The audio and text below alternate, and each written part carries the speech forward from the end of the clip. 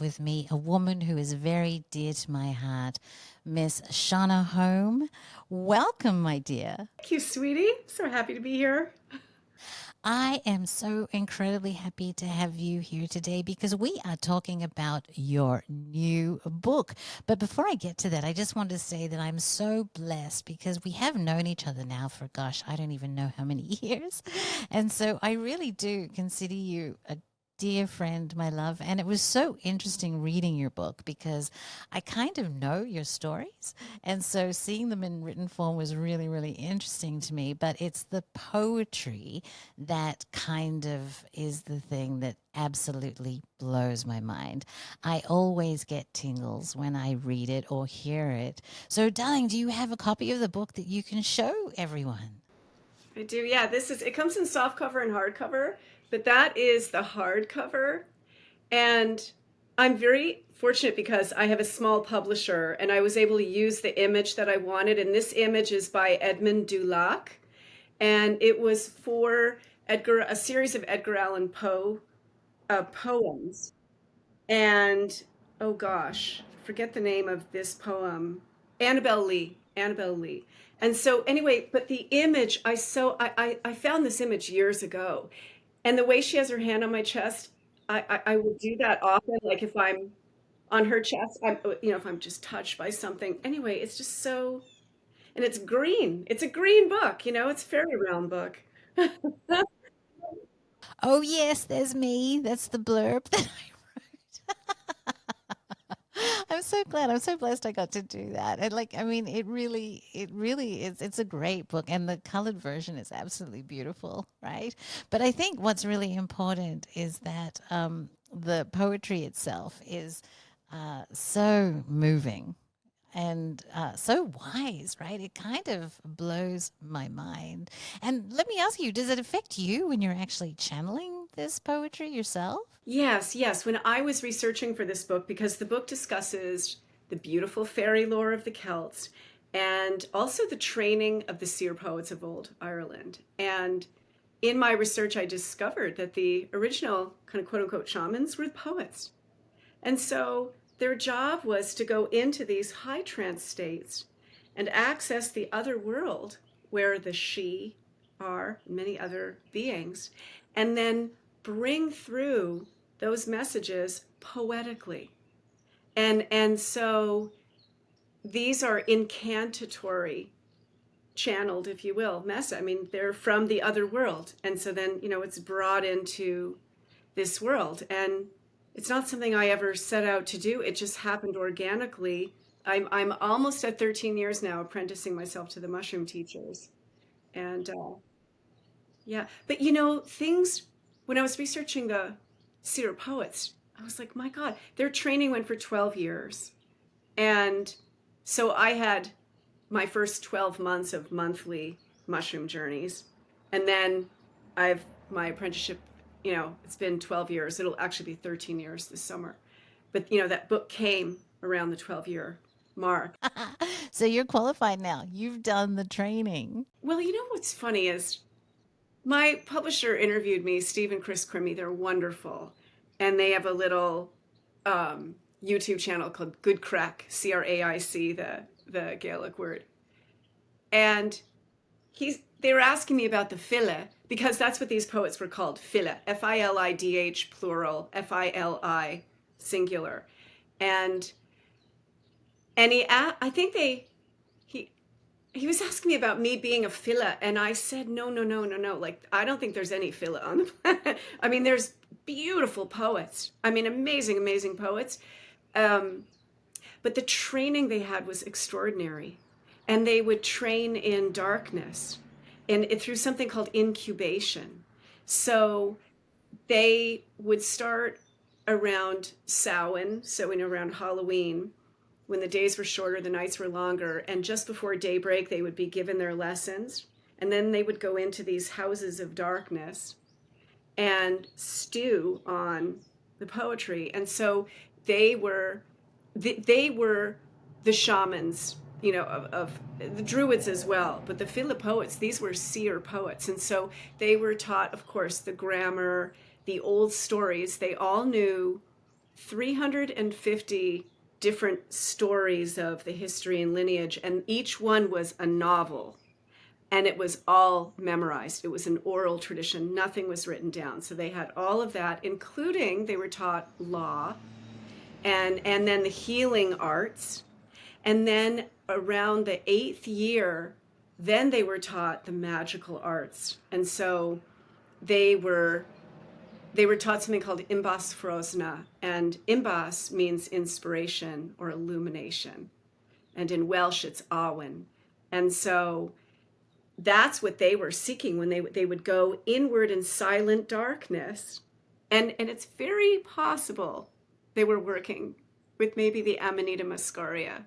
Um, so in any case, and I think they were, but that's just my opinion, which you can take with a grain of salt. But there have been Peter Lamborn Wilson wrote an excellent book called Plowing the Clouds, The Search for Irish Soma, comparing the stories of the Rig Veda with the lore of the Celts or the Gaels.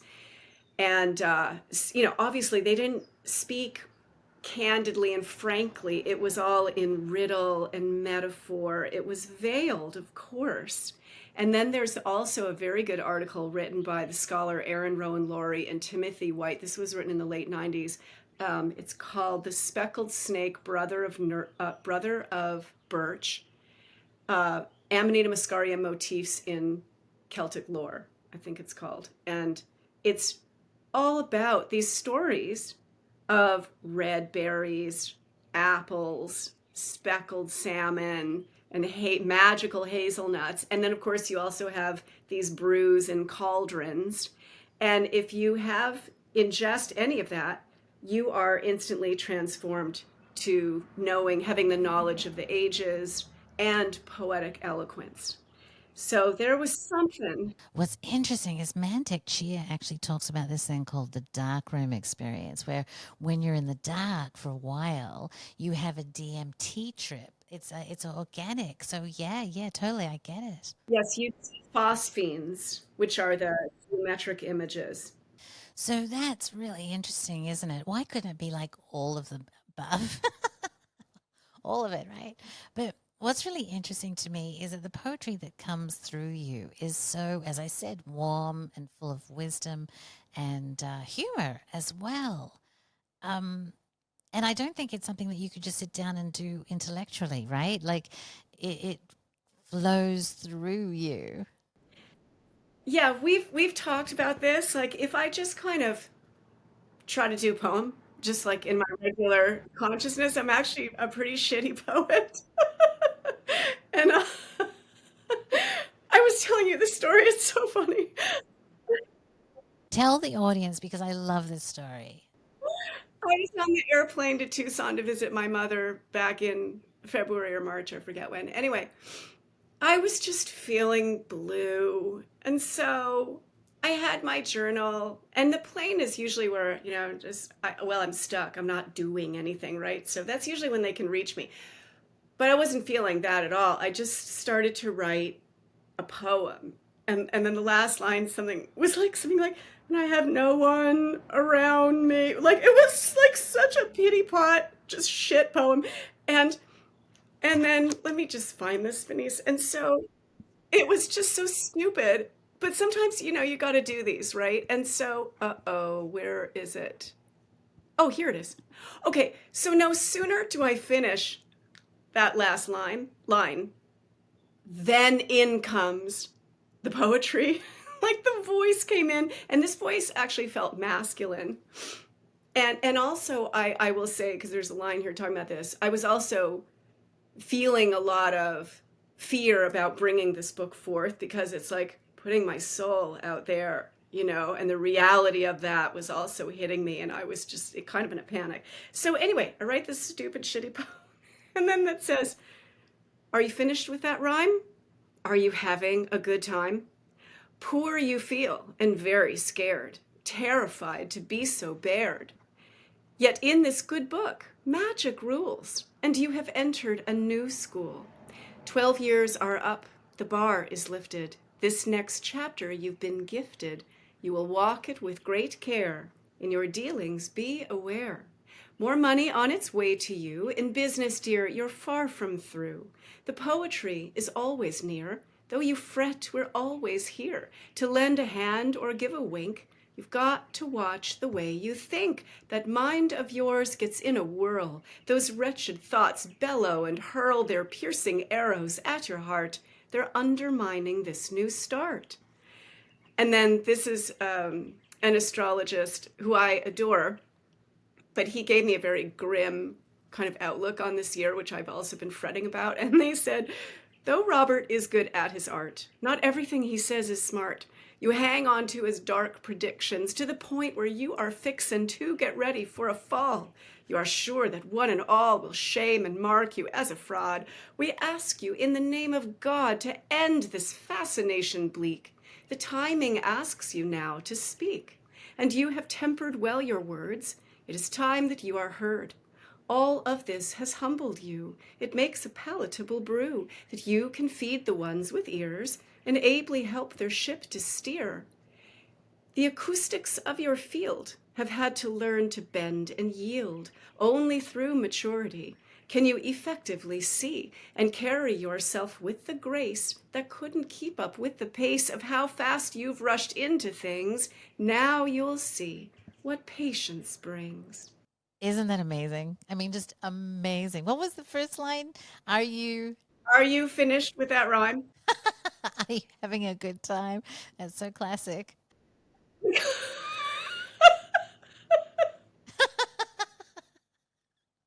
I mean, that's like a bad Shauna. Get yourself together. Get your mind right, girl. It's what I love because they can do this, but with a wink and a smile, but they get the message across. Like, knock it off.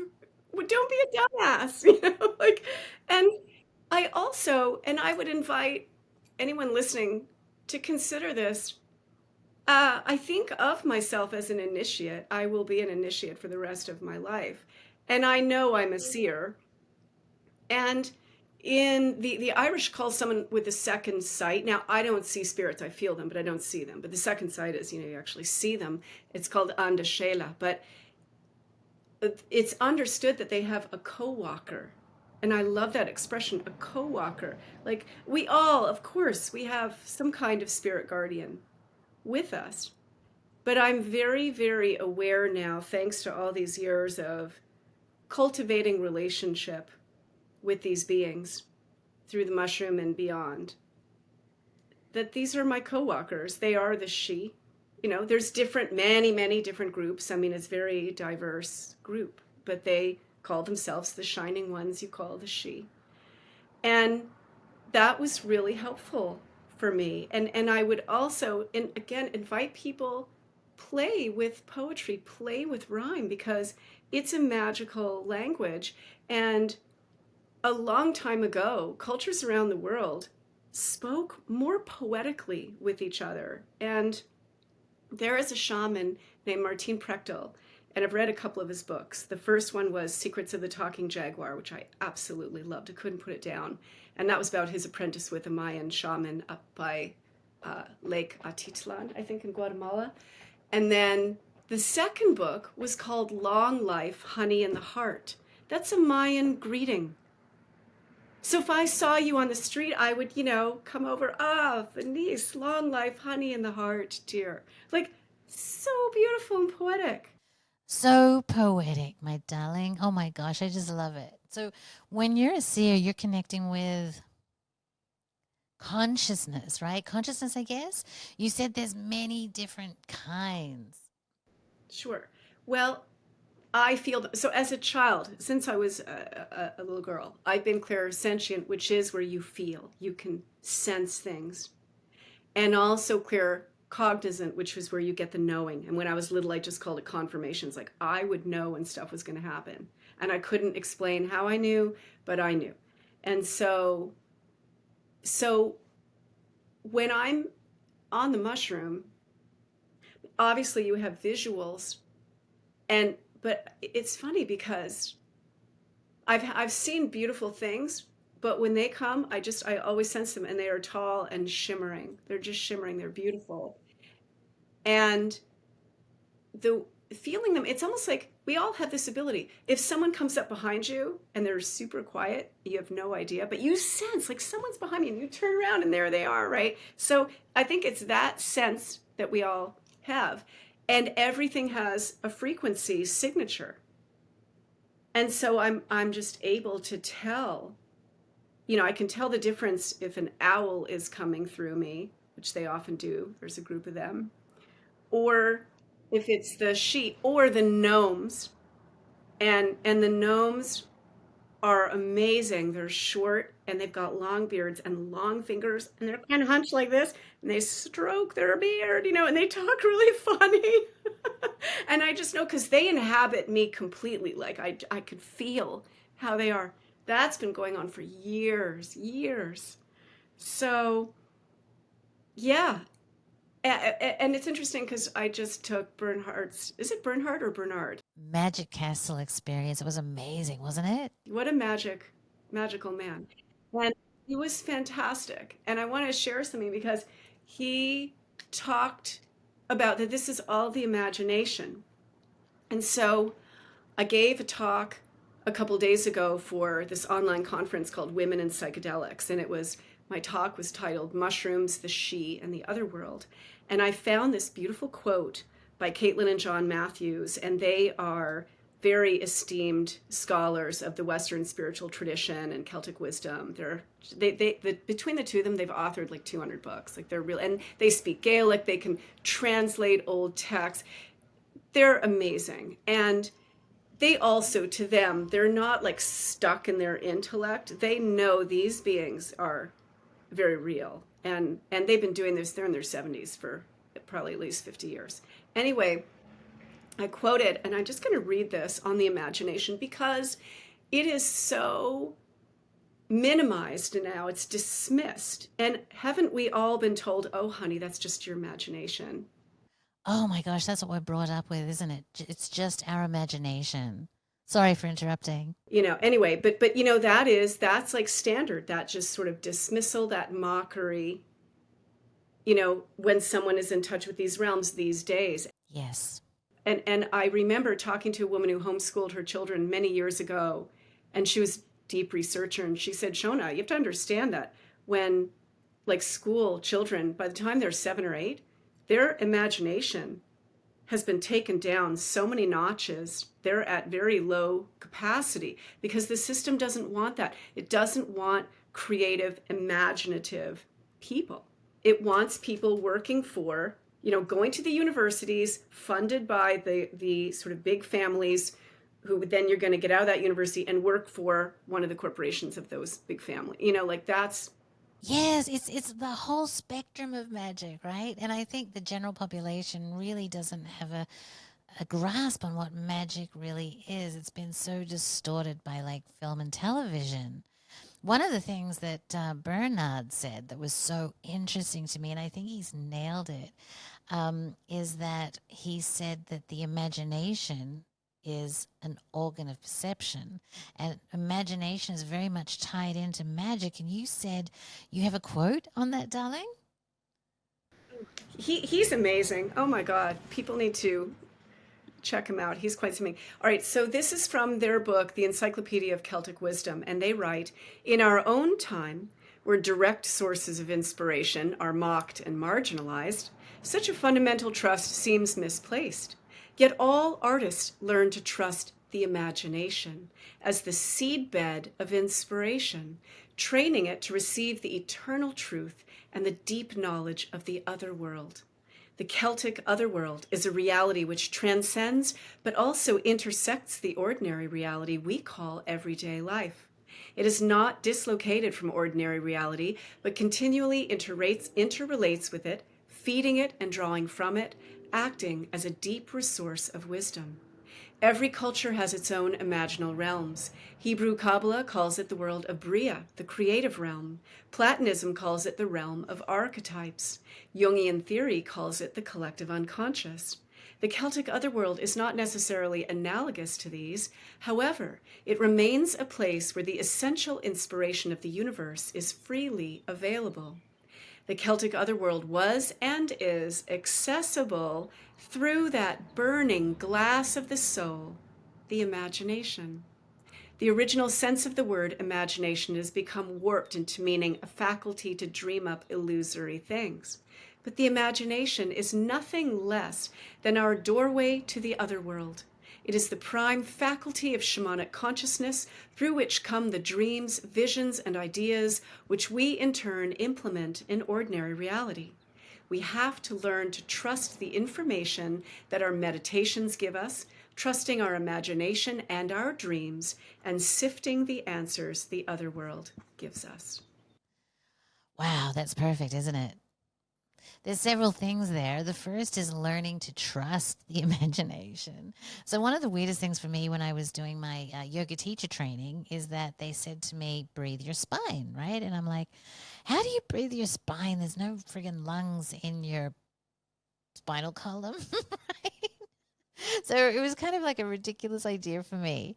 But then as I did it and as I practiced it, I eventually really was able to breathe my spine. Like the first time it was really weird, but then after doing it for several times I began to trust my imagination and it actually happened.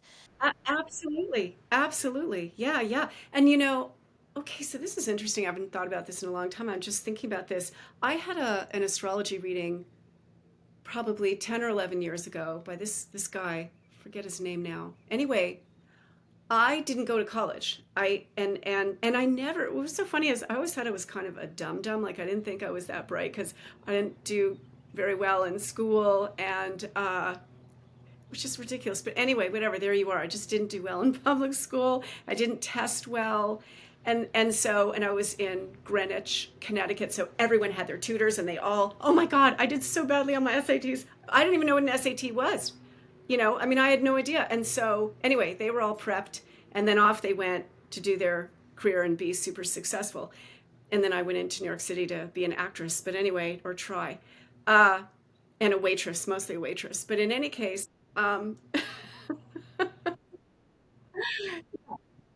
and so I missed those 4 years of indoctrination. Not to say there's anything wrong with going to university, but look at what the universities have become now. They're Marxist indoctrination camps. But in any case, this astrologist said to me, he said, this was a type of protection for you. That's what he called it. He said, it's so to keep your mind free. I never forgot that. I was like, wait, what? Because I felt like loser, like just ridiculous. But anyway, he's like, no, that was by design. You have to be an independent thinker. And so anyway, so that's interesting. So my imagination, I guess, didn't get, or my ability to kind of go there wasn't corrupted. I would just go there. But also think when you mentioned healing, think of the implications. If people are really encouraged to actually cultivate that, think of all these studies they do, and there's always the placebo, and they just sort of breeze over that, like, oh yes, 12% placebo, and then the drug did this, and it's like, wait a minute, back it up, buddy. What's up with that placebo? You mean to tell me that person, whatever, cured this or whatever through a placebo? How's that possible, right? And this is why the underlying or the pervasive message in all of these, a number of these poetic incantations that I've received, is about the power of the mind. Like just over and over and over stressing that. And in the book, there's a chapter called Conjuring a Cottage. So I talk about that whole story of how that came to be. And then following that are all the poetic transmissions that came to me several months in a row up until I got the house, and then a couple more helping me sort of stay focused because I had to renovate and I started to get nervous, like, oh my God, am I going to run out of money? And they're like, sister, get back on track, with these incredible transmissions. So that's the thing too. This book, it's a magical manual and it's a portal, again, for those who can open themselves to this kind of thing to receive. I'll read one of the transmissions maybe later, but I just want to interject though. So, if you don't know Shaunagh's story about her manifestation abilities, they are some of the most remarkable that I have ever heard. So, you have to get the book and listen to it. But I was just interviewing Rupert Sheldrake on the power of the mind, and he was talking about how he wanted to do a test, like a scientific study to test the observer effect. And the dean at the university said, no, we're not going to do that because you're going to prove that the mind does have power and we don't want to open up that can of worms. So it's kind of crazy. Like scientifically, there's just so much resistance to this. I don't really get why. I think it would be great if we understood more about the powers of the mind. Yes, absolutely, absolutely. And there are, as you know, many gatekeepers in the so-called science field. And as someone I knew once said, there's science and then there's paid science. So, the paid science has become a tyranny and a cult. And science is about inquiry and experimentation. And really, that sounds really weird, but all right, come on, let's see what you got. Like, God forbid that happened with Rupert. Yeah, and he wants to, open science up and kind of put the idea of consciousness into science, and they're just so resistant to it. It's just amazing to me. It's kind of like it's easier to fool somebody than to prove to them that they've been fooled. I just don't get it. Yeah. I think it really does come back to control, darling. I think it does. I think it's ultimately about controlling people. Yeah, I mean, yeah. Now, I bet I'm not the only person who says that I get goose pimples when reading your poetry. It's interesting because well, gosh, when I went on that trip with Freddie Silva all those years ago, probably 9 years ago now, we were sitting, and he takes just 6 people. So it was myself, these 5 people, and Freddie, and we were at the breakfast table, and we're on the Isle of Lewis. It was going to be our first full day together, and we were just all talking. And then someone asked me what I did, and I just said, well, I write and I do poetry, and so then someone said, could you read one of your poems? And I was like, okay. So I had my cell phone. I had to like look up one of my poems, and it was one of the 4 messages I received when I was lying in silent darkness with someone who'd flown out to work with me. It was my very first sort of retreat, quote unquote. I didn't even know I was going to end up doing those. She just asked if she could do that. She was a client. And so I received these messages I call messages from the old gods. And so there's 4 of them. And I just read the first one. They're short. And you could have heard a pin drop. And I was like, oh my God.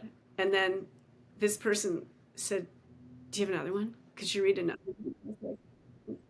So that's when, and then I would have retreat clients come, and sometimes I would share the channeled poetry, and they would be so moved. So then I started to realize this is so. In my acknowledgments, I thank these beautiful people who've come and been my clients, who've sat at my kitchen table, and their response was so touching, and that also sort of inspired me. Like, no, take this out, and that's also what. And so I've had this 12-year apprenticeship to the mushrooms, and I'm in my 9th year of doing retreats. So I'm being initiated, like, initiations keep going, right? And I'm in another one.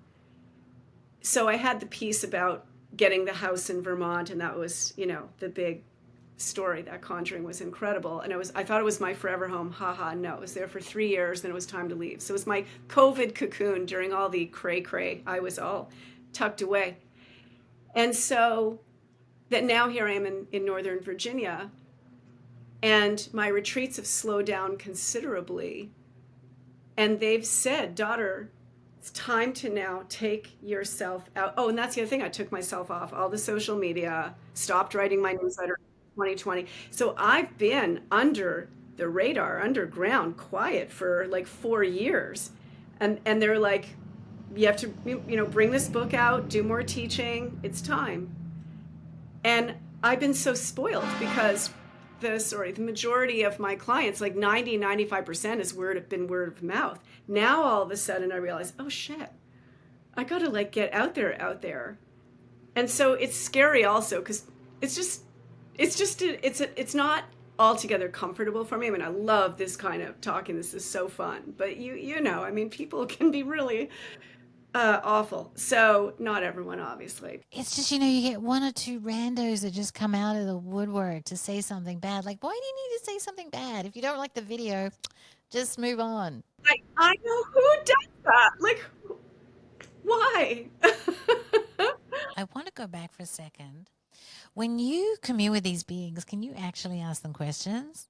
Yes. Oh, yes, yes. Especially when I'm in the on the mushroom, and then it comes through poetically, right? So, yeah. In fact, I read you that transmission. I call it the real estate, and actually, it ends my book because I was asking them, or I was in this space of like, oh my God, like this, we're in such a mess, like we're in so much trouble. And then that beautiful message came through in poetry. And so, yeah, that's how they speak. And then I work a lot with cards. I've had a couple of I don't use tarot. I mean, I do use tarot. I like tarot, but I've been working with these Lenormand cards. And I've had a couple of psychics say, you could be working with cards, Shona. And I just recently, like in the last few months, started incorporating them into just like my counseling sessions. And they're just so astute, but I'll do that for myself as well. Like I'm looking over here because I did a spread for myself. I asked a question and it's absolutely bang on. It's like exactly, it's like, I know, I know, I know. It's like, that's not the answer I wanted. I want a better answer. Give me a better answer. I remember Brew, my late teacher, talking about the deep psyche. He would say the deep psyche can't tell the difference between what's imagined and what's actually real. So, so this is why the imagination is so important to work with. So, if you're visioning, um, it's really and repetition. And so the more you do that, you're making this impression on the deep psyche. So that's really what I was doing when I conjured that cottage, if you will. But I also, there's a wisdom piece here too, because it's not like, okay, so it's been slow and then I start to fret like, oh no, what's going. But I also realized, no, this is training. This is part of my training. In other words, there are times when it feels like, oh no, is my magic not working anymore? And it's like, pay attention to the cycles as we were talking about. There's cycles. There's, it's up, it's down. The I Ching talks about this. There's increase and then there's decrease, right? And so, you were, prepared. That's wisdom. But also to understand, a great lesson for me is at the end of the day, I don't have the last word. Like I'm co-creating, but then there's got to be that humility to understand that there is a larger force, whatever you want to call it.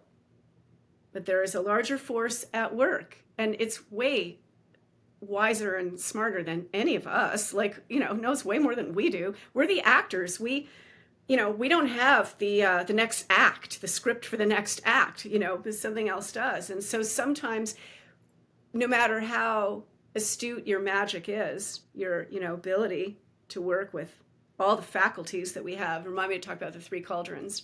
It doesn't matter. It's not, well, it's also about timing. Timing's a huge, huge piece. And sometimes, actually, you know what? That's actually not such a good thing because there's something else even better that's coming. So it's a dance, I think. I think working magically is a dance. That's such a beautiful metaphor, darling. And honestly, I didn't even know about the cauldron before I read your book. So tell us about the cauldron. Cauldron is really, really powerful symbolism. Yeah, the poets worked with a cauldron system. It was the three cauldrons. Well, there's a poem that was, I think, translated in the 12th century, and it's been titled The Cauldron of Poesy and said to be written by Amergin, who's like a Taliesin. So Taliesin and Amergin are these just incredible sage poets. The chief, like when you were at the highest uh, aspect of your art as a seer poet, you were called an olam or olav. And so olam means doctor of poetry. It was also a word given to someone in law who's very, very accomplished in law. So they were called the olam. But in any case, so there's the three cauldrons. And the first cauldron is the cauldron of incubation or warming, and it's located in the dantian. So that's 3 finger widths below your belly. And that said, if you think of the pelvis, it's like a cauldron. And so that cauldron is upright.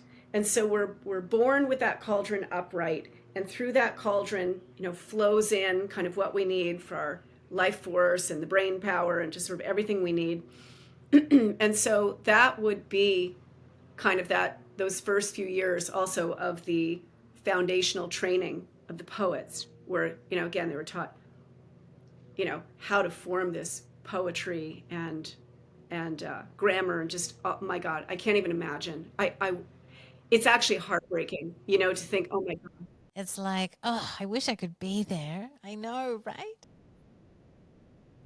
Yeah, yeah. And by the way, the ones who trained, you had to come from a family, a lineage of poets. That said, if you weren't of that class, but you showed that, you had a superb memory and retention and a way with words, then you could train, and then it would take a generation or two, and then the family would be recognized. So that was cool. But anyway, then the second cauldron is in the heart center, and that is the cauldron of motion, or the cauldron of vocation. And so so these poets, and so it's on its side. And it was said that it would be turned upright through joy or sorrow. So in other words, these poets were cool with being bummed out. Like they were fine with sorrow, anger, lust, yearning, whatever it was, because then they would take those emotions and essentially stew. And their training, they thought of when they were in darkness, the cauldron was the womb of Bridget, because she's the patroness of the poets. So they were just stewing in that cauldron until, the poetry came forth, just stirring, beautiful, epic work of poetry as a result of all that emotion. And then the third cauldron is up here in the third eye center, known also as the third pillar or the bridge to heaven, right? As we know, the pineal. And that is the cauldron of wisdom, or the cauldron of knowledge. And so I think it's very interesting that it was in those last few years of their training where they were then taught the magical arts. And that was prophecy and divination, psychometry. So psychometry was something, it was called digital dohenev, with a V, digital dohenev. And so it's the whirls of the fingers. You would touch something and you would get a full download. You'd get all the information. Now, they also had staffs, and they could use their staff and touch something with the staff, and they would have all the information they would need. And if two poets met, they would touch staffs, and the staff would tell them everything they needed to know about the other poet. And so, yeah, I mean, imagine that level of training. Incredible. And so it was in those later years that they were taught those arts, and also augury, which is the reading of the flights of birds and divining through that. And they also were taught the healing arts. Now, they were taught something called the 3 illuminations. So Dichitel Dochenev was the third illumination. The first one was the one I mentioned, Imbas Ferozna. And so Imbas, you're seeking knowledge, and you're going into this high trance state to find it. And what they would do, and this was written about in Cormac's glossary in, I think, the 12th century, and Cormac didn't get the training, but he was just reporting on kind of what they would do. They would eat the flesh of a red pig, cat, or dog, which may well have been a metaphor for the Amanita muscaria, the red mushroom with the white dots on it, right? So who knows? But they would chew on it, and then they would put that on the flagstone behind the door of their house of darkness.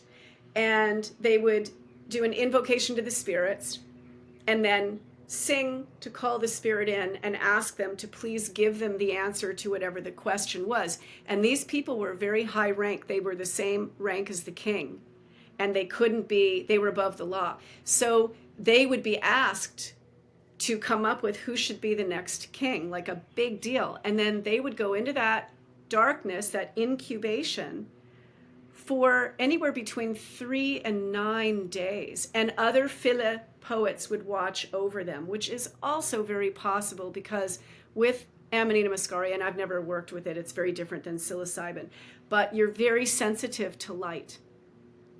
Kind of need to be in darkness. Yeah, yeah. So that was Imbas Frozna, and then they would come, they'd divine, they would come out with the answer. And then the second one was Ten Lagda. And that was, it means chewing on the pith of the poem, like the pith of a fruit. And so it would be this like fractalized poem, and it would be a kind of invocation. And Amergin used that when they were on their ships about to land on the land of Ireland, and so anyway, and so they would sort of divine in that way. It was really, really just beautiful and powerful. I mean, their training's gorgeous. And then there's a beautiful book, Venice, called, oh my God, I just lost it. What is it called? It's by Daniel Corkery, The Secret Country. And it is about the poets of Munster, Ireland, in the 16, 17, and early 1800s. And it goes into the horrific genocide that was put on the Irish.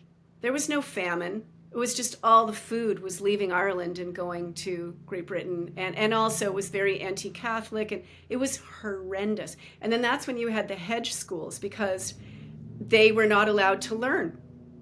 So these big, big hedges, and by the way, number of these priests, you have to remember, I mean, they were Irish boys. So they were very sympathetic, and then many of them were poets themselves. But you would have a poet instructor, and granted, it was very different from pre-Norman Ireland in terms of the training of the seer poets, but still, it was impressive. But they'd have to like crawl under the hedges, meet the instructor in secret, because if they were caught, the instructor would be hung. I mean, they just killed them. Oh, it was unbelievable. But then they were taught, my God, these people could speak Greek and Latin and these different languages, including their Gaelic language. And then their poems, their poetry was absolutely gorgeous. And they were just poor as church mice. And men, anyway, whatever. It's a beautiful book. I highly, highly recommend it. I put one little quote in there about just how brokenhearted these poets would be by the end of their training, because they would train. It started at Samhain, like I said, and they would go into these houses of darkness. There would be an instructor, a main poet, and they'd be given their instructions just before daylight, and then in they go in the darkness all day long, and they would put their plaids around their head, and they'd have a big rock on their belly. So some thoughts that they don't fall asleep, but also it's surmised that it was also so that they could learn to kind of breathe properly and use the breath. And then they would have that training until the call of the first cuckoo in March. And then they were just bereft, because it was like this wonderful kind of brotherhood for them. It sounds amazing, darling. Ireland is crazy, right? It's so interesting. There's a lot going on there. Is it more of an Irish tradition than Scottish? Oh, it's in Scotland as well. In fact, in the 1600s, there was a writer, Martin. He's the one who wrote about the poets of Scotland, the seer poets of Scotland, and what their training involved in the House of Darkness and everything. So, and in Wales and through Great Britain, they had their bards. But Ireland retained a lot of it. I think because it's an island, I would say it's retained a lot of that magic. And I think it's very telling that Britain came down so hard on the Irish. I mean, they really tried to genocide them. Over 1.5 million people died. It was said that there were people who were so starved that they're walking near a body of water, and if the wind came, it would just blow them into the water. They were just skin and bone, and then they'd drown. I mean, just absolutely heartbreaking and deplorable and disgusting. Makes me furious. And I think at the end of the day, I think it was professional jealousy. Is that the expression? Because think of how these people were first just such artists. I mean, smithcraft. You need a spear, you need a dagger. That thing could have been in the Smithsonian. It was so beautiful, the handle, everything, the craftsmanship, right? It was like a samurai sword. And just like everything they did, their art, and then their the way they spoke and the poetry. And still, I mean, my God, these beautiful Irish poets and Scottish, whatever. I have such appreciation for that. There's a wonderful man I interviewed for my little podcast. His name is Sean Padraig O'Donoghue, and he's a poet and he's an herbalist and a teacher, and he's just what a beautiful soul. He's also autistic, and he's a really special, beautiful person. And his poetry is gorgeous. I have a little bit of that in the book as well. Now, darling, I don't want to put you on the spot, but I do want to ask you this question about what Terence said about how poetry can save the world. Do you have an idea of what mechanism that might be? Well, Caitlin and John spoke about this also in the Encyclopedia of Celtic Wisdom, and they talked about the word enchantment and how that word also, like imagination, has kind of gone down the tubes. But they said that this was a tradition where you had these sort of sacred people like the seer poets or the bards.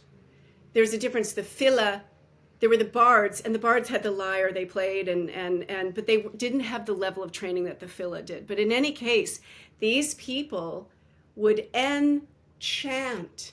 They would chant into being the magical speech of the other world. And so poetry, when you are, for most of us, if you're going to write a poem, you have to kind of shift your state of consciousness. It's not the same as just writing a letter or writing an article. It's totally different.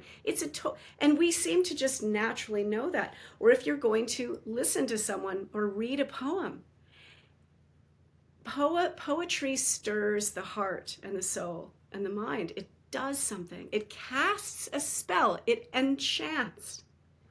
And in a very beautiful way. Okay, I will say, with the fila, there were three types of poetry. There was white poetry, and that's poetry of praise, and they were often kind of hired, in a sense, by like a big important family or a king or whatever, and they would write these poems of praise for the leader or the family itself. Yeah, yeah, yeah. Then there was speckled poetry, and speckled poetry was a warning. So if you're skating on thin ice with a poet because you're not going to pay him for his poem, well, they're going to give you a warning. And then there was black poetry, and that was satire. And so that was brutal, brutal, because that would take a person of power and influence down, because no one would be able to look at that person with a straight face again. And of course, these guys are absolute wordsmiths, right? So there's oh my God, so satire, no one wanted to be satirized. And Thomas Sheridan talks about this. And he talks about even how like memes are kind of the satire of modern day. And I love memes, and so does he. He does some great memes. But anyway, and there were some poems who abused their position because they would travel like with their entourage, and if they came to your big land estate, you'd have to put them up for however long and feed everybody. But there were some poets who would just fully take advantage. There's always a few duds, right? Just so anyway. But in any case, so poetry, it stirs the soul, and it can also. But actually, that's really key, isn't it, darling? Like, again, magic is not something that people think it is. It's kind of different. But there's nothing more powerful than eviscerating somebody in that way, right? If you make fun of them, because all of a sudden the population starts to laugh at them and they lose their power. I mean, that's really magic.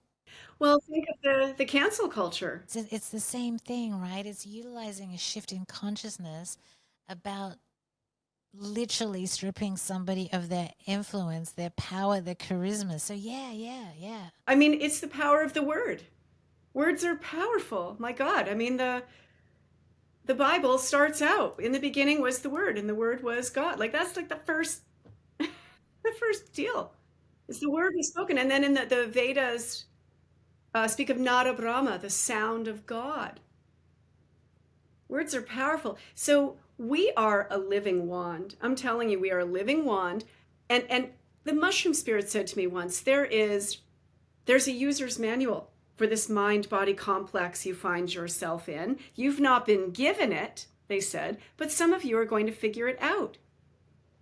And so I I I think also just because I'm an Aries and my motto is you're not the boss of me. And so it's like, what are they not teaching us? What do they not want us to look at? Law, first of all.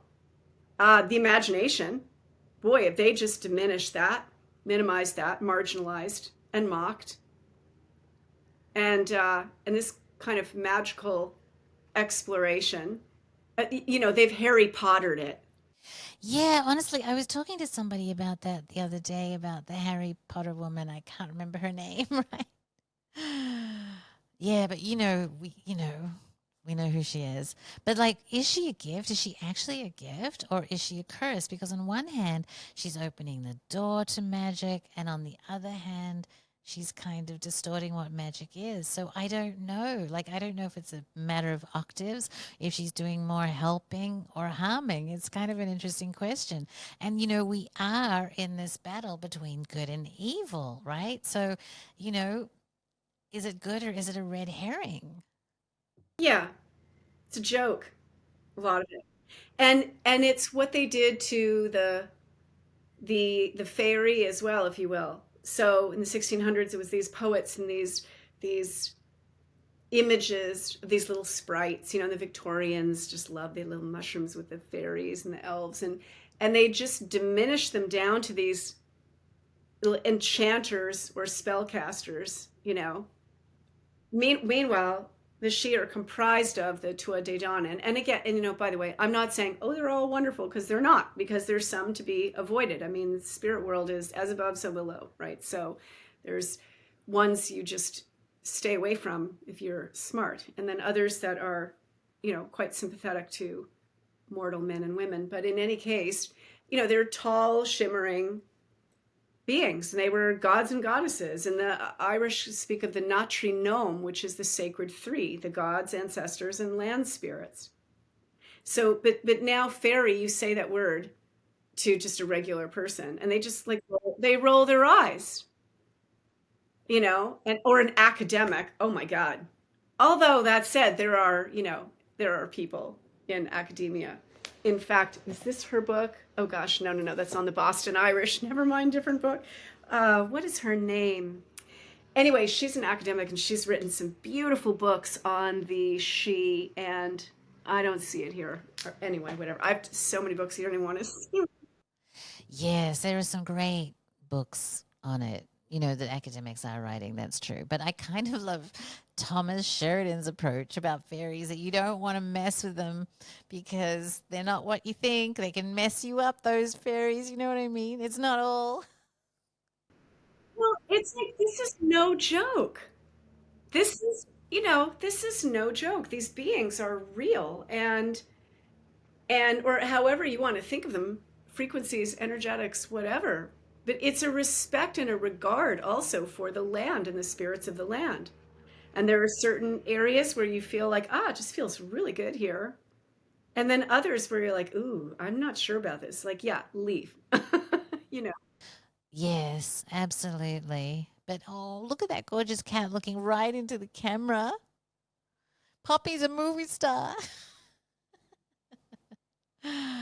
Oh, so darling, my last question for you is, have you ever run into any of those creatures being nasty? Like, are there nasty ones out there? And I don't mean like the Red Queen, I mean like really, really nasty creatures. Oh yes. In my first year of monthly mushroom journeys, midway through, it was wintertime. I was with my medicine friend, and we were deep in the medicine. I wrote about this in Love and Spirit Medicine, my book that chronicles that first year of mushroom journeys. But he, to my perception, turned into this dark pan, like the scariest, I couldn't even believe. And then he said to me, you have a demon in you. Like, so something was going on, and I called it a succubus or succubi. Like, that's kind of what it felt like. And I also felt like this was sport for it. And it was this huge distortionary energy. And it was awful. It was absolutely awful. And when I got out of that journey, I was working with these grandmas at the time, and these spirit grandmas, and they said to me, daughter, if you're going to be in mediumship, you need to recognize that frequency and avoid it. So like I got a taste of it.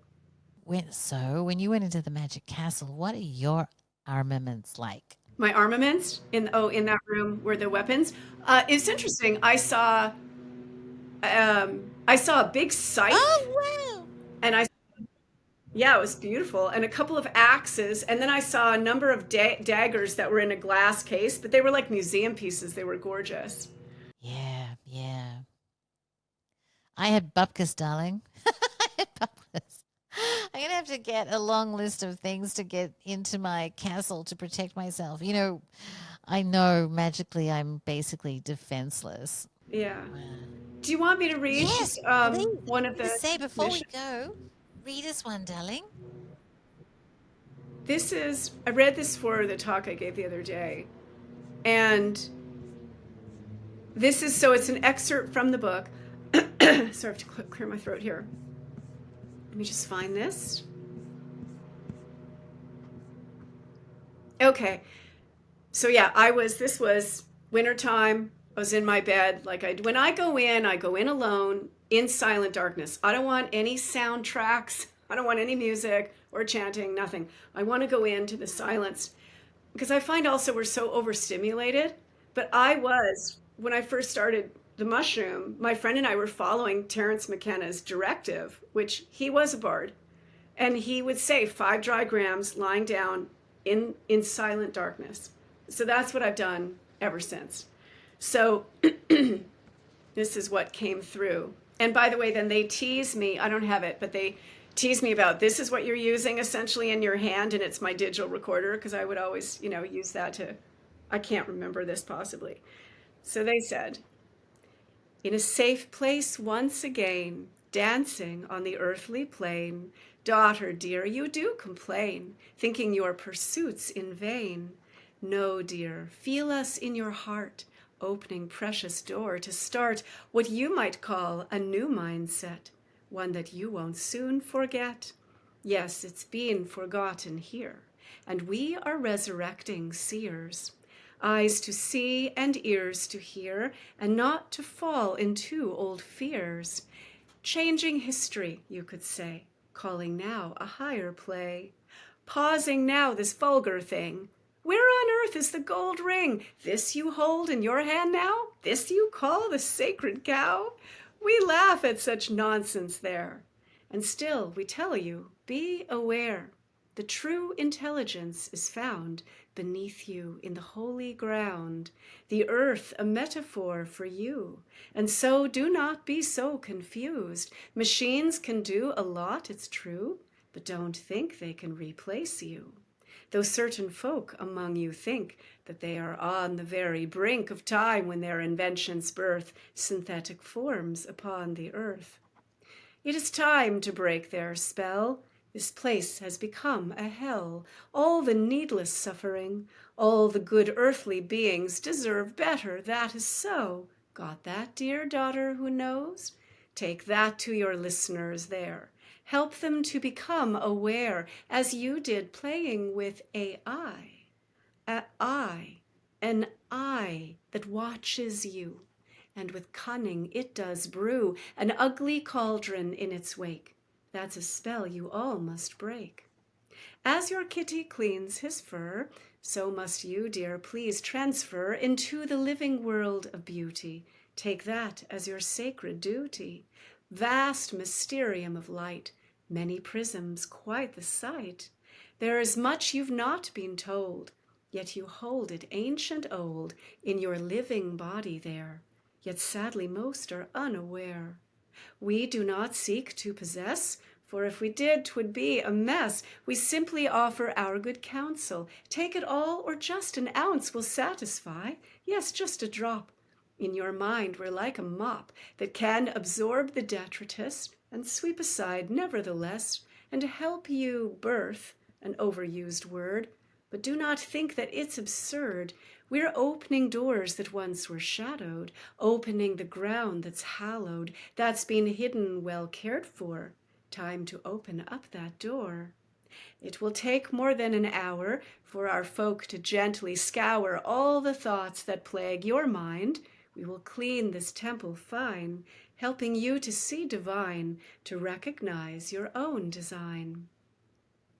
The outside world, it hurts to watch, that good place to see it caught and snared in what's a spider's web.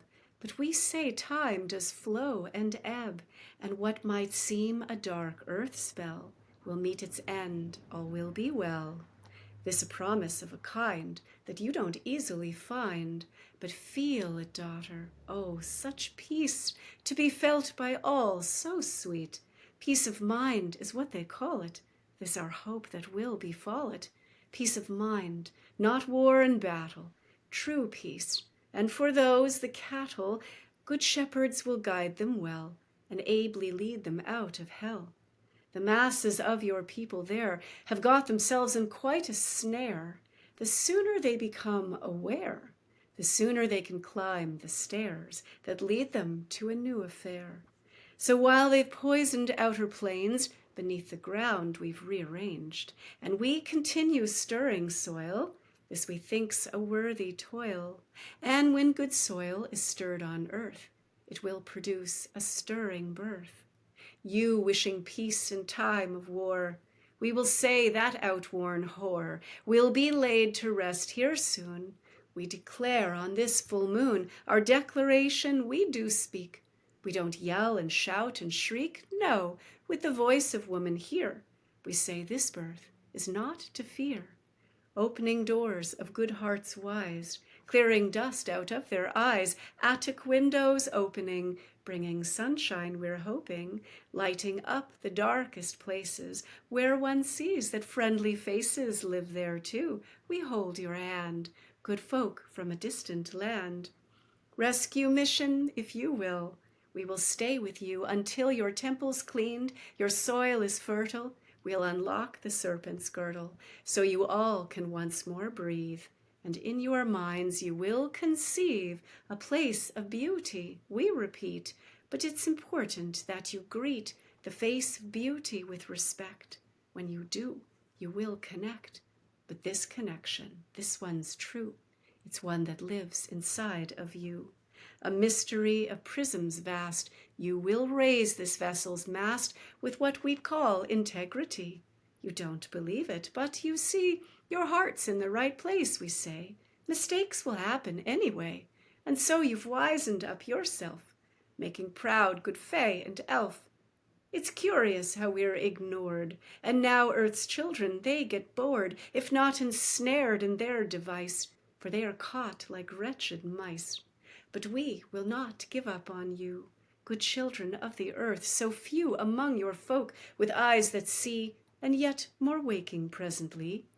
Take good care of precious soil, good daughter who always toils. Your body's tired, precious one. Time to have a little fun. Ah, dear, please do laugh with us. We don't cause injurious effects upon you that we see. Your good soil, no injury. But we'd say it needs energy. So as you gas up your white car, we will give you in this hour a good injection, energy, so your vessel will be free, resonating with the Fae. This station is far away. Holding you in poetry, opening third eye to see you'll have control of the wheel. Those who torment they will heal, for it's a game of words they play. but we can best that, we the Fae. In whatever language used, we can come in and infuse a kind of oil change for your car, helping you navigate the hour. Daughter, we declare this night that you with your second sight will see ahead of what will come, and you'll be ready for that one. For your life's changing, get thee ready. Get that good ship strong and steady. You'll be crossing many channels as you lie there in your flannels. Get the rest your body needs, then go outside and plant your seeds. Oh my gosh, darling. You know what Bernard said is that you know it's real when you get a visceral reaction. And I just got goosebumps. And darling, that's what you're doing. You're resurrecting seers. I mean, look, tell them about this cauldron thing. That's part of what you're doing in the cauldron thing, right? I mean, you're helping people to remember their talents, right? Yes. Yeah, so it's called The Three Cauldrons of Poetry. It's not necessarily so you can write poetry at the end, but it's it goes into how to cultivate these cauldrons with the understanding that this is not a one and done. This is not like, oh, take this course and your cauldrons will be activated and they'll be all turned upright. No, of course not. But let's talk about how to cultivate this. And also, let's talk about the training of the seer poets because we can implement that. We can do our version of that. And I'll be talking a lot about Bridget as well. We'll be connecting with her and with the she, and also going into the magical training of the seer poets as well. So it goes for 12 weeks. It's once a week. And then they get one 30-minute session with me, so they'll figure out, when they're going to do that. And it starts on I believe it's the 13th of May. So it'll be every Monday for. So it's like resurrecting your inner seer. I mean, that just really struck me, darling. I mean, you're walking the walk. You're planting seeds. You're doing what needs to be done. You're planting your seeds. Yeah. Yeah, I'm planting. Yes, I love how the end of that, get the rest you need, which is actually what this past like year has been. I've been getting the rest I need, then go outside and plant your seeds. Yeah, that's amazing, darling. Look, wow, I don't even know. Wow. It's amazing how they're talking about modern stuff like AI going on in the world. That's crazy. Yes, yes. I think they're affected by it because this is frequency and these are damaging frequencies. So everything feels that it's frequency. And so they're running just these distortion fields of distorted frequencies. And it's an overlay. Just like this system is a commercial system and it's an overlay on the living system of nature and mankind. Chance calls it the digital doppelganger, like they're creating this whole digital overlay, like a fake reality. Okay, so I was going to say when you talked about AI, and I've never been on the Chat GPT, but I've heard all about this, and I would say at the end, okay, we've talked about this. I remember you sent me your bio, and I remember reading it. I was like, That doesn't sound like it Venice. just seems no, it doesn't sound like you at all. And so there's a quality missing in this AI written stuff. There's soul missing, darling. I think that's the point. Like I said, we put YouTubes on because Chance can't fall asleep without something going on. And so, the YouTube angels wake me up when I need to hear something, which is really, really cool. Like Terrence McKenna thing that I was telling you about. But the downside is these, electronic voices. I think I've become allergic to them. And, in no time, the internet is going to be just dead. Makes me think of that rap song, You Can't Touch This. Can't touch it. That's right, darling. You're onto it.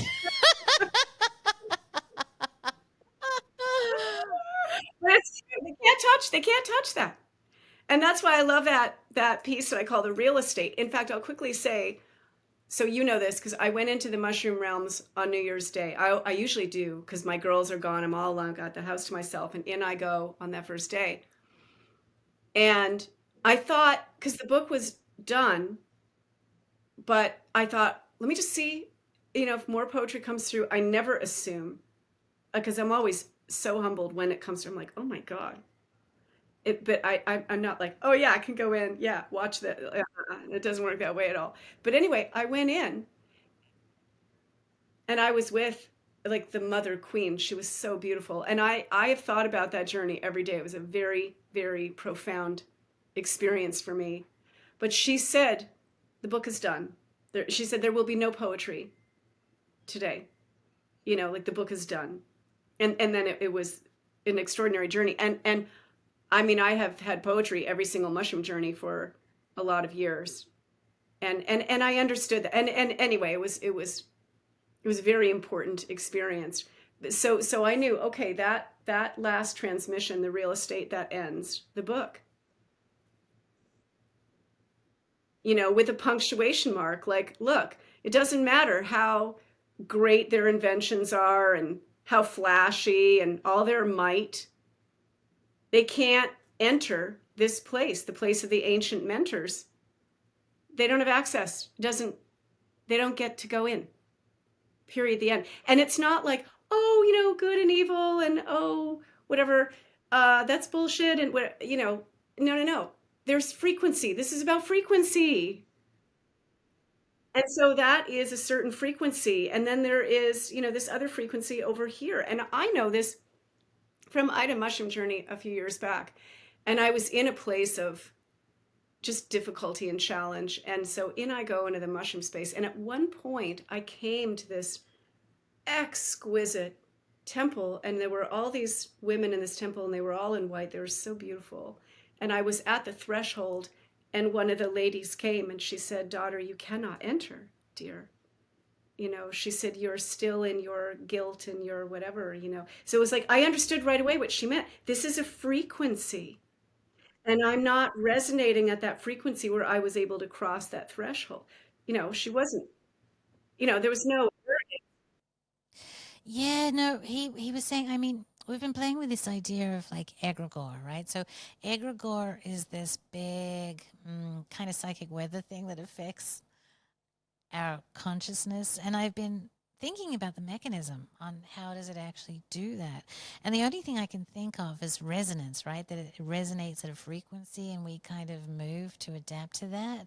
So, it's a big energetic effect on our consciousness with resonance, resonating a frequency that we're not aware of. of course. Yeah, absolutely. Absolutely. Yeah. And these screens are very addictive for people. Well, that's part of the AI, right? The algorithm. They know how to get us addicted to things more than they know us better than we know ourselves, which is crazy. So they know how to keep us addicted to these screens. It's like such a deep rabbit hole, right? And it's something that I'm very interested in, but like there's so much to go into. Yeah. And back to Bernard for a second, he's a remote viewer, right? So he and all of his team have done this remote viewing on the future, and they've seen that the future is incredibly amazing and it's not that far away, right? It's just at a hand's reach, he said. And I was incredulous. Like, I was absolutely incredulous. And when I see the friggin' condition of things today, I found it very, very hard to believe. But you're saying the same thing, darling. They are. They're also, they're giving warnings too. I mean, these messages are, some of them are sobering. Yeah. Yes, yes, absolutely. It's cyclical. I mean, at the end of the day, again, just look to nature, and so we're in the circling the toilet phase right now of nature around the world. I mean, the whole world is just down the tubes. And it's going to continue until it's run its course. And then hopefully, and I think this is happening, there are people who are just inspired, certainly to learn law, because my people perish for lack of knowledge. And so it's very actually frustrating for me to see what's playing out. And here in this country, well, they're done this in Denmark as well, all over. They're after the farmers, and they're making this law, and then hate speech laws and everything. And so I will just say, for the record, on and for the record, that I've been studying something called equity law for 2.5 years now. It's been the most profound study in my study of law to date. It's not the woke equity that's out there. This is very, very old form of law, and it's in the Constitution, Article 3, Section 2, Clause 1. It's in the first sentence there if anyone wants to look. It's recognized as a law form. But in any case, in order for a law to be a law in this country, it must be promulgated, meaning we have statutes. We have like 60 million statutes, by the way. That's tyranny. But for something to be actually a law, it has to be put into the federal registry. And the federal registry is what that does is that gives notice to the public, hey, everybody, this is a law. So the majority of statutes are not. And all these stupid tyranny laws that they're putting forth one after another, none of them are being put in the federal register, which means they have no force and effect unless you consent or comply. Now you've contracted. And so you bet. You bet it is. Yeah, I mean, Mark Passio gets into all of that so eloquently, with all his natural law. I've listened to all of that years ago. In fact, I'd love to do a refresher. He's really, yeah, he's really awesome. I mean, I love him. He's just so incredibly direct. I think people can't handle his directness. It's like they can't handle the truth. But like he's on to it, right? And I'm very grateful for the education that he's given me. But like these mandates, when these mandates came out, they're not laws, that's magic. Well, and then what they're doing, though, what they were doing was through the, wearing the face diaper and stuff, they were endeavoring to create custom. And a maxim of law says custom makes the law. So like when you go to court and someone says all rise when the judge walks in, that's custom. And that's kind of the law of the court. Sneaky, they're sneaky. They know. Of course. Well, and they've made darn sure that we are completely ignorant of this. And they even took civics out of school decades ago. So, and then, what the kids are learning is obviously what the system wants them to learn and nothing more. Yeah, the education we get is like how to be a good Amazon employee. Like I think in Seattle they even have Facebook school, right? So it's like just insane. You learn how to be a good Facebook operator. I just don't know, darling. It's a mockery. Anyway, it's a mockery of our we have good minds. I mean, this is a gift from the creative force of this realm that we come in with a mind, and it just gets hacked so fast because that's how you control people is through the mind, which is again why the beings, when my first 2-3 years of mushrooms, get your mind right, dear, it's a mess in there. And then once I kind of cleared up a lot of the detritus, then they started teaching me how to use it. Yeah, look, I'm kind of interested in using the magic castle to get my mind right, right? I think it's going to be a really, really good tool for me to go in and do some of that get your mind right business going on. He mentioned Aidan Wachter, Wachter, Weaving Fate. Yes, yes. Have you read that? Yes, I read it, and I actually have my book upstairs. So yeah, it's like a journal, but you're writing about it as if it happened. So again, it's all these sort of layers of working with the imagination because everything is frequency. And so you're creating a frequency field. And then at some point, the greater field will respond. And there is a reason why when they do their dark, pathetic rituals at like Giant Stadium and halftime and the Olympics, and those are all sick rituals. And they want everybody focused on that because our attention feeds it. It feeds whatever their purpose of that particular ritual, right? So that goes to show you how important our intention and attention and energy and focus is. And so they have created reality for us. And so this piece with Bernhardt, it's like, no, no, no. Start creating your own reality in terms of, now I don't mean that but you know what I see, it's like, are we in the Bardos?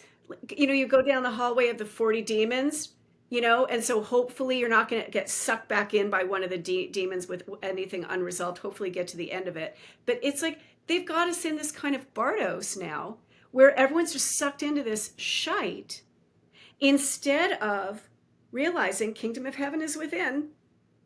It's all in here. And if we were all focusing on something together of you know, beauty and potency. Well, that's what the whole mytho magic is about. It's about story, right? We can all get in and create a new story about the future and then help work towards creating that future. And so the magic castle in a way is a way to actually start that process. Yes, because one of their weapons against us is demoralization, because this is a psychological war that we're in. Why are they using psychological warfare? Because once you demoralize people, you've got them. And so, yeah, it's like break that spell. That's why it's so important for people to study propaganda, mind control, read Edward Bernays, read Rules for Radicals, read Gustave Le Bon, The Psychology of Crowds, that'll blow your mind. Read John Taylor Gatto and listen to his lectures on YouTube that he gave. He's dead now. That man's amazing, and he was so well read and so studied, and he explains all about the Prussian school system and why it was designed. And it was designed to get compliant people who can't think for themselves. And then the bell ringing 6-7 times a day, which we all grew up with in school, which is disgusting. That makes it very difficult to kind of connect dots, because whatever that kid is doing, bell rings, thought is interrupted, grab your stuff, go next class. And Gatto talked about, and I wish, I'm ashamed to say I don't remember the name of the poet, but it was this famous poet, and he said, to understand how insane that is to interrupt the mind, especially these developing minds. He said this certain poet was writing this just work of art, and there was a knock on the door, and he lost it. So, you know, and ultimately, school system was brought here because these, I hate to call them elites, but these like just ridiculously wealthy, you know, families, whatever, industrialists, they didn't want any more competition from these very clever people of all manner of races. They didn't want that. So, all right, let's just get them in a single solitary, you know, education system. The state will provide it. We'll come up with a curriculum. Look, Gatto was amazing. He was one of my earlier influences, right? And another one is Charlotte Isabet. She was amazing too in terms of the whole education system. And that's the thing, you know, it's like it's been designed, early onset, designed to mess us up. Even the whole idea of kindergarten, where they grab us at an age where we're most malleable, right? It's And they've extended childhood. I was gonna say, like, 14 was a grown-up man back then. You know what I mean? And you're getting married and having babies in your own farm, kind of thing. Yeah, yeah. But it does help to understand that, because then when you can understand what's being done to you, it's like all of a sudden you can see the spell. And that's it. You don't even realize that it's magic. You don't even realize that magic's being done to you. And, you know, that's what I'm trying to do, really, is to show people that there is magic and it is being done to you, even if you don't see it. You are doing a superb job. Really, you're doing an absolutely superb job. I mean, you are the person for the job, really, Venice. Like, you're doing that so beautifully. Oh my goodness. Oh, thank you, darling. I'm trying. It's just really hard, you know, if people haven't had any experiences like the experience that you have, had with the mushrooms. You know, if you haven't tasted that other world, then it's really hard for you to come to grips with magic, right? And so, you know, entheogens is one way, you know, yogic breath work is another way, and tantric sex is another way, but those are kind of extreme ways. And so, what I kind of love about this castle thing is that it's a great first step for people that don't want to get into crazy sex or crazy drugs, or not crazy drugs, but you know, mushrooms or those kinds of things. It's a really good first step for people.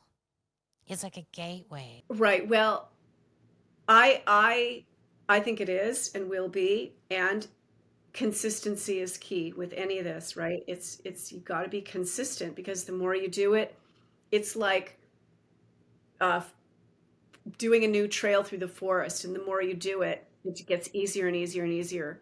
Yeah, it's like anything, right? Like the first time you go in, it's like, oh, this is all very new and crazy. But like the tenth time, you're going to be really, really good at it, right?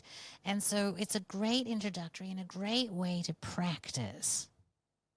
And that's kind of when the penny drops, you know, when you get something unexpected. We are a living portal. This is living intelligence as opposed to artificial intelligence. Well, my dear, I'm going to have to leave you on those wise words. Thank you so much for talking to me. I always enjoyed talking to you, darling, and it was just amazing. It's like instead of just us now, the whole world gets to hear our conversation, and you're brilliant and you're beautiful. I'm sharing her this time. So thank you so much. Show them the book again and tell them where your website is if they want to come and learn about cauldrons. Poet. Okay, so my website is my name down here, shonaghome.com. And I encourage people to order the book from my publisher, which is logosophiabooks.com. You'll see this book on my website. And I'll also put those links down below. So thank you so much, darling. I love you. Thank you so much, Venice. This was awesome.